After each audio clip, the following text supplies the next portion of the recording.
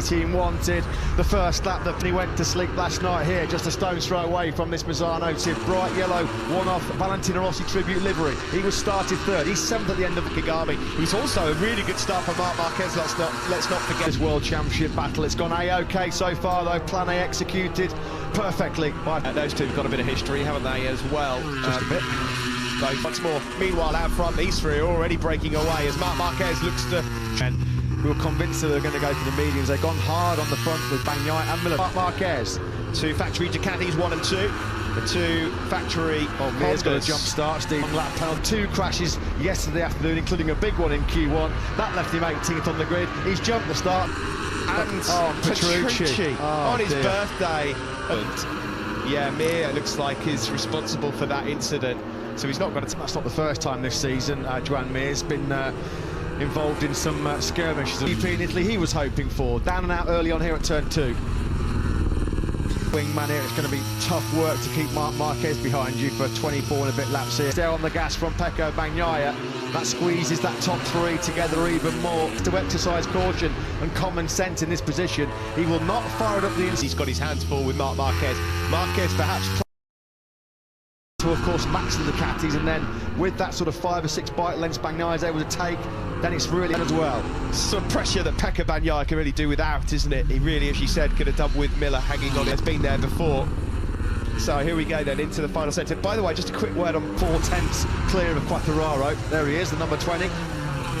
There's 20 laps still to go. Year long. He's had the brains as well as the speed, hasn't he, so far? Damage. If Bagnaia does take the victory, and that's not a foregone conclusion, with 20 laps to go, and as Trins and Jorge Martin, Luca Marini's down into the low 133s as well, with an excellent tough weekend so far for Laser Squad on the factory. There was Marquez wide, wasn't he, going through full strength back in that right arm and right shoulder, as Rins picks the pocket of Jorge Martin into turn. He just wants to make sure each move is clean. The last thing he wants to do is getting involved in... Got 1 hand and 4 fingers on the biggest prize in global motorcycle racing, but at the moment, thankfully for Fabio Quartararo, staying around 6 or 7 tenths further back. Ducati really need some favours here from the hard front, medium rear for Pecco Bagnaia, the medium front, soft rear for Marc Marquez in second. How many times have we seen this down the years? Marc Marquez versus a factory Enzo, in particular, of course, who could forget the memorable tussles with Andrea Dovizioso. And now she'll be able to hear that Repsol Honda Marc Marquez all over his rear tyre. Quattararo's moved up. Can he make though? Because he's 6 tenths behind Rins, who is fallen 1 point now. Who's gone down? It's not Fabio Quartararo. Sure, who's tumbling down the tower. It's Taka Nakagami has crashed again. It's sector 4 for Nakagami. Points and prize at stake when Taka Nakagami's got to get his head in the right place. It's another fall then for the Idemitsu 32.819. That was a couple of tenths quicker than Quartararo on the previous lap. That gap between the pair and the fastest turn on the circuit. You can see the fans there on the left coming up to Cavoni now. Being back to his brilliant best. Here 5 weeks ago, he was over 10 seconds behind. Bullish, of course, and buoyant after his brilliance in Austin. But now, championship points from the home crowd favourite Bagnaia. He's going to line up a move into turn. Marquez has stopped with a technical issue. What a disaster for them. Fabio Quartararo still by 3 tenths behind Alex Rins. Here's Luca Marini. He's in 7th at the moment, just behind about 6 tenths clear of his teammate Andrea Dovizioso. A couple of seconds. All the points in his swan song on Italian soil.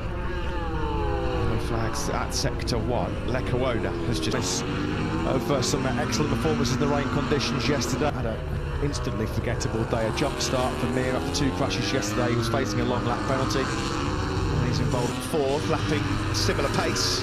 Espargaro's taking full advantage. Being in the top 6, first 2 rows here in Misano, absolutely crucial. Such a tight first sector from the podium. So this performance so far, he set this up in that tricky Q2 yesterday.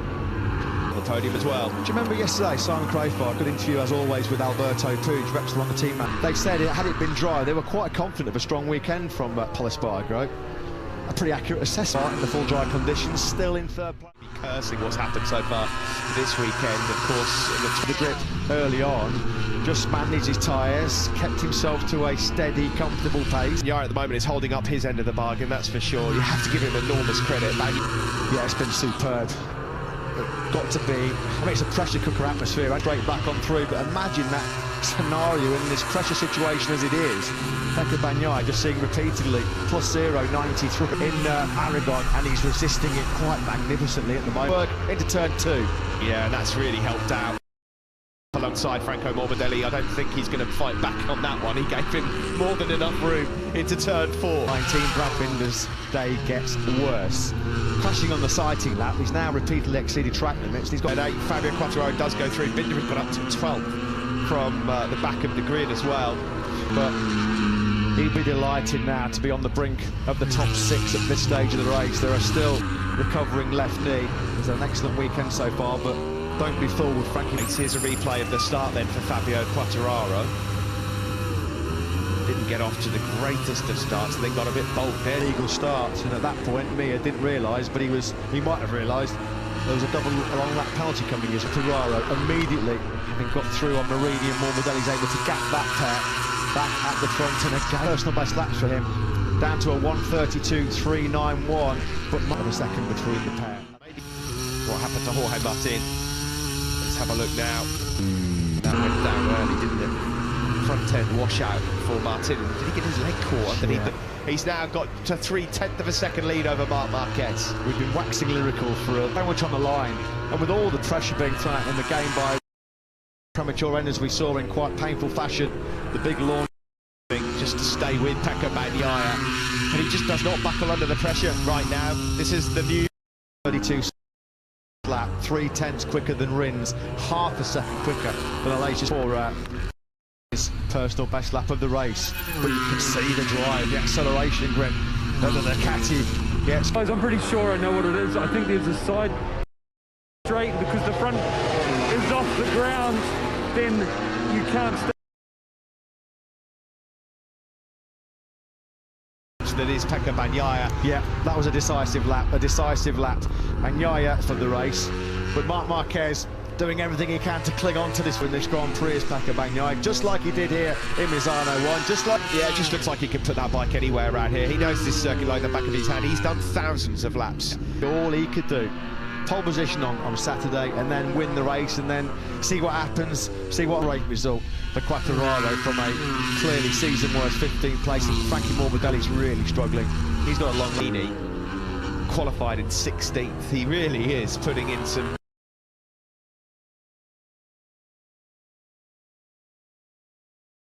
material of what happens now. It's all over, and I think they're just making sure of their maths now. It was all going so well. He just made the break as well on Marc Marquez. It went early. He just started tipping in, and there it is. I did. Davide Tardozzi collapses onto his knee. World champions, the Monster Energy Yamaha team. There's more drama. Fabio Quartararo started in 15th place, and I think that front tyre, obviously, with Jack's crash, they're the only 2 guys to run the hard front. I think that at the start of the race with that breeze to I need my jacket, it's not here. I really think that's what's got Pecco at the end. Brilliantly up to that point. Of course, what this means, Marc Marquez is on course for his first back-to-back victories. In 2015, they could even remarkably win the Triple Crown. Those of Sumi-san, they've been through it. They were. And can you believe we're looking at a Repsol Honda 1-2 as well? Marc Marquez did put some early pressure. Incredibly, has not had to make an overtake on the 2 Ducatis to get in this position. He was there and blows it in the most surprise circumstances. He looks so cool, so calm and collected. But in Rossi's backyard, in Ducati's backyard, this will taste sweet for Marc Marquez. So here is Pecco Bagnaia, the chance of squandered having the brilliant win from pole position here in Misano 1, but it has been really unfortunate for him as well. That's the second time in Italy the DNFs on Italian soil have been decisive in the final reckoning. He's consoled by seasonal final lap. Will it be celebrations from the podium because Enea Bastianini hold off Enea Bastianini on this last lap and get on the podium to celebrate as the new world. As the next big star years ago, everybody was saying he was the new Valentino Rossi, the next Marc Marquez, his early career. Quartararo, got it all on here to hang on to a podium. Enea Bastianini's going all in for 3rd place. He's going to have a look into turn. Going to peel to the inside. Here he comes. He sets up the new world champion. The disappointment and dejection of 2020, where it all went wrong.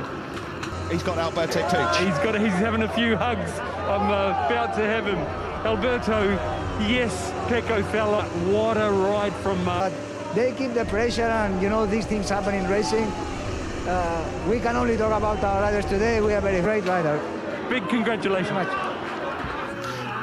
Yeah, huge Ducati sporting director heading down to congratulate Yamaha, and historic